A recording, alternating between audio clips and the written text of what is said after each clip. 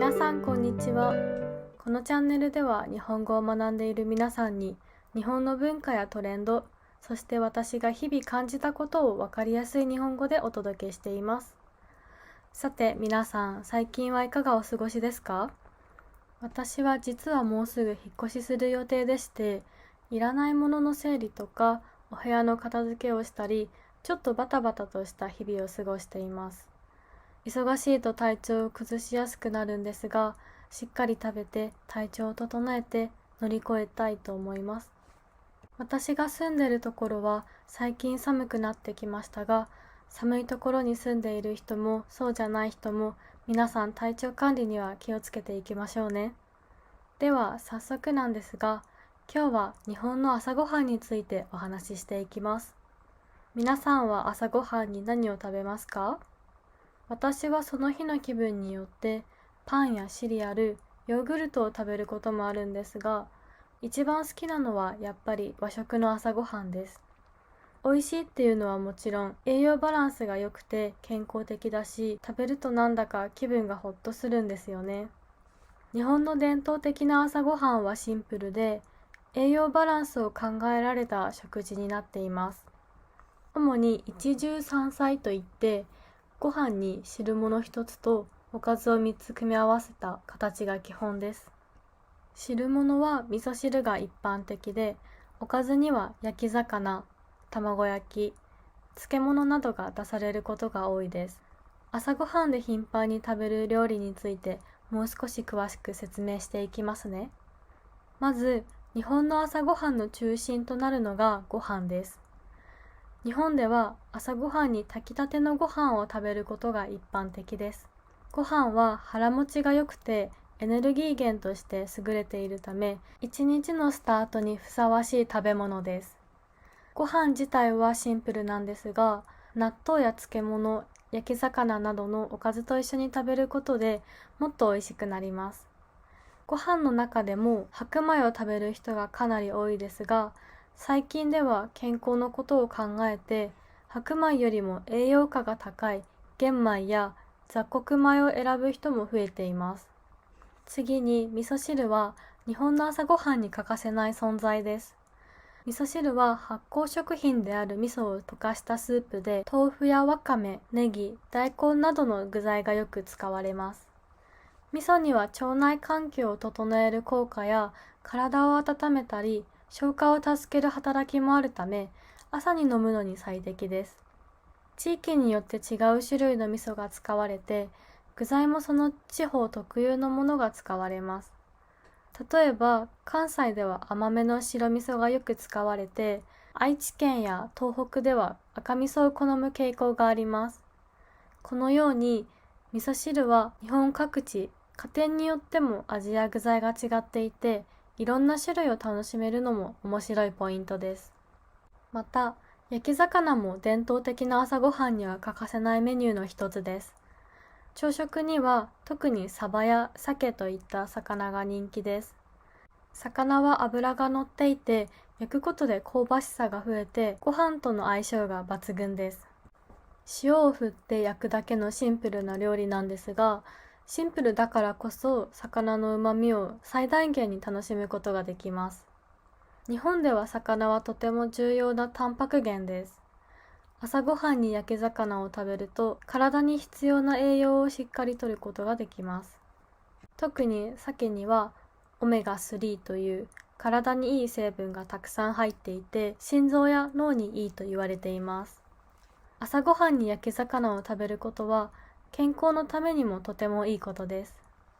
そして漬物は日本の伝統的な料理で、朝ごはんに彩りを加えてくれる大切な存在です。朝ごはんにはきゅうりやなす、大根などの漬物がよく出されます。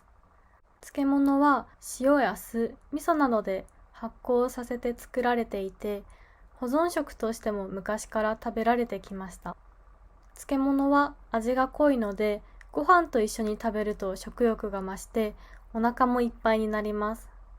また発酵食品なのでお腹の調子を整えるのにいいとされています。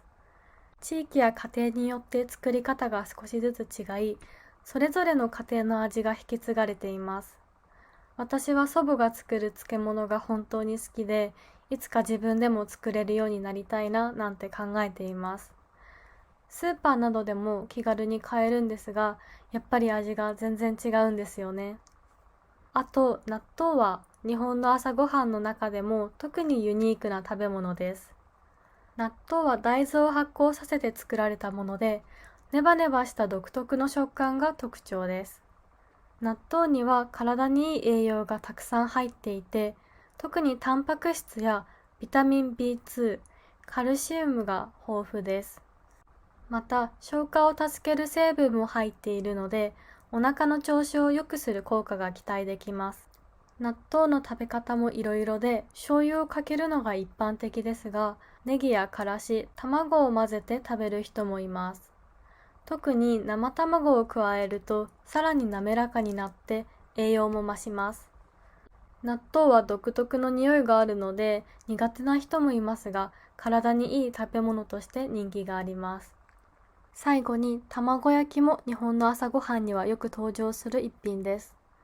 卵を使ったシンプルな料理であり、甘い卵焼きや塩味の卵焼きなど、これも家庭によって味付けや作り方に違いがあります。特に関東地方では甘い卵焼きが一般的で、関西地方では塩味や出汁を効かせた卵焼きが好まれます。卵は栄養豊富で、タンパク質やビタミン D、鉄分などを含んでいて、朝ごはんにぴったりです。卵焼きはお弁当にもよく使われる料理なんですが、手軽に作れることもあって、多くの家庭で定番の朝食メニューとなっています。このように日本の伝統的な朝ごはんは栄養のバランスがよく考えられていて、体にいい食材がたくさん使われています。また、シンプルな料理が多いので、食べ物本来の味を楽しむことができます。次に朝ごはんに朝食を選ぶメリットについてお話ししますね。朝食は一日の始まりに食べる食事なので、朝食に何を食べるかはその日のエネルギーや気分に大きな影響を与えます。最近ではパンケーキやソーセージなどが中心の西洋の朝食スタイルも人気を集めていますが、伝統的な日本の朝ごはんには多くのメリットがあります。一つ目は栄養バランスの良さです。先ほどもちょっとお話ししましたが、日本の伝統的な朝食は一汁三菜という形が基本で、栄養バランスが非常に良いです。例えば、ご飯は炭水化物を摂ることができ、焼き魚は体にいいタンパク質を摂ることができます。味噌汁には大豆からの栄養がたくさん含まれていて、具材によっては野菜や海藻の栄養も摂れます。また、納豆は発酵食品で、お腹の調子を良くする効果があるため、健康を保つのにとても役立ちます。漬物は食物繊維が豊富で、腸の働きを助ける役割も果たしています。二つ目は種類の豊富さです。日本の朝食は地域ごとに食材や料理法が違っていて多様性があります。例えば北海道では新鮮な魚介類を使った朝食が多く、関西ではおばんざいという小皿料理が楽しまれています。朝食の定番である味噌汁や卵焼きは地域ごとに味が違っているのも特徴の一つです。このようにそれぞれの料理から地域の特色が感じられるため、毎日飽きずに楽しむことができます。3つ目は季節ごとの食材を楽しめることです。日本の朝食は旬の食材を使うことが多く、新鮮な魚や野菜を摂ることができます。なので季節を感じながら食事を楽しむことができるし、心にもいい影響を与えます。例えば春にはわかめや新玉ねぎ、夏にはきゅうりやトマト、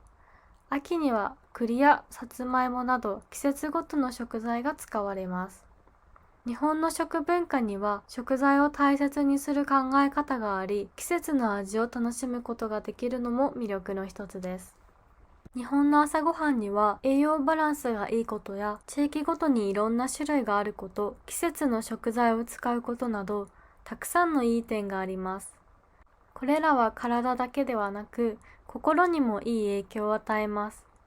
日本の伝統的な朝ごはんを食べることで、心も体も満たされた一日が始まるような気がします。ここまで日本の伝統的な朝ごはんについてお話ししてきたんですが、ここからは最近の日本の朝ごはんや朝ごはんに対する考え方の変化についても少し紹介しますね。日々忙しく働く現代の人たちにとって朝ごはんの大切さが少しずつ薄れてきていて、朝ごはんに対する考え方や習慣が変わってきています。特に働く人たちは朝の準備でバタバタして朝ごはんをしっかり食べる時間がないことがよくあります。だから朝ごはんを食べないという人も増えています。そんな時に便利なのがすぐに食べられる朝ごはんや時間がなくても簡単に食べられる食べ物です。その一例としてコンビニの朝ごはんメニューがあります。最近はコンビニでは朝ごはんにも力を入れていて、おにぎりやサンドイッチ、スムージーなど手軽に食べられるものがたくさん並んでいます。こうしたメニューは朝ごはんを食べる時間がない人にとってとても便利で、働く人や学生に人気があります。また、冷凍食品やインスタント食品も進化していて、手軽で美味しい朝ごはんが増えています。でも朝ごはんを食べない人が増えている一方で、健康に気を使う人も増えてきています。栄養バランスのいい朝ごはんが体調を整えたり、いろんな病気を予防するのに役立つと言われているので、手軽な朝ごはんを選ぶだけでなく、栄養を考えた食べ物を選ぶことを大切にしている人も多いです。例えば、オートミールやヨーグルト、アボカドなど体にいいとされていて、日本の伝統的な料理よりも手軽に準備しやすい食品が人気です。このように現代の朝ごはんは昔の日本の朝ごはんとは違う新しいスタイルが作られて広がりつつあります。日本の朝ごはんの文化は長い歴史の中で育まれてきたものなんですが、現代のライフスタイルに合わせて少しずつ変化しています。伝統的な日本の朝ごはんにはメリットがたくさんありますが、多くの人にとって毎日用意するのは簡単ではないというデメリットもあります。なので、忙しい毎日でも簡単に食べられる新しいスタイルの朝ごはんもいろいろと登場して、現代の朝ごはんの習慣は昔の良さと新しいスタイルが融合した興味深い変化を遂げています。このエピソードを通じて皆さんが日本の朝ごはんの魅力や食文化の深さ、栄養バランスの大切さを学び、朝ごはんをもっと楽しむためのヒントを少しでも得られたら嬉しいです。忙しい現代の生活の中でも日本の伝統的な朝ごはんがたくさんの人に楽しまれるといいなと思います。そして朝ごはんを通じて毎日をもっと豊かにし、より良い生活を送ることができるようになるといいですよね。日本の朝ごはんについてはいかがでしたか？もしこのエピソードを楽しんでいただけたら、ぜひいいねとチャンネル登録をお願いします。コメントで感想やリクエストがあれば教えてくれるととても嬉しいです。これからも日本の文化や新しい話題をたくさんお届けしていきたいと思っているので、次回のエピソードもどうぞお楽しみに。それではまた次の動画でお会いしましょう。またね。